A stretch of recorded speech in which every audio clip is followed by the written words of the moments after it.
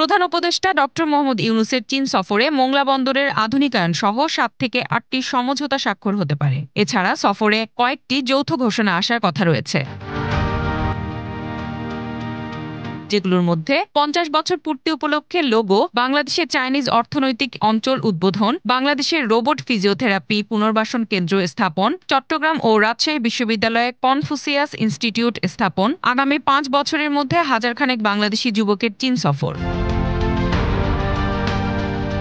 Dhaka Beijing এর কূটনৈতিক সূত্রগুলো বলছে, ডক্টর ইউনূসের বেইজিং সফরকে কেন্দ্র করে ১২ থেকে ১৫টি সমঝোতা স্বাক্ষর করার প্রস্তাব দিয়েছে চীন। চীনের প্রস্তাবিত সমঝোতার মধ্যে প্রধান উপদেষ্টার সফরে ৮টির মতো সমঝোতা স্মারক স্বাক্ষর করতে রাজি আছে ঢাকা। মোংলা বন্দর আধুনিকায়ন, ছাত্র জনতার অভ্যুত্থানে আহতদের চিকিৎসা ও পুনর্বাসন সহায়তা, ষষ্ঠ চীন মৈত্রী সেতুর সংস্কার, বাংলাদেশ হাইওয়ে নেটওয়ার্ক পরিকল্পনা বাস্তবায়ন, খেলাধুলা, প্রতি বছর দুই দেশের নির্বাচিত ৫০টি করে বই বাংলা চাইনিজ ভাষায় অনুবাদ ও দুর্যোগ সহযোগিতা বিষয়ক প্রকল্প সংক্রান্ত সমঝোতা স্মারক স্বাক্ষর হওয়ার কথা রয়েছে।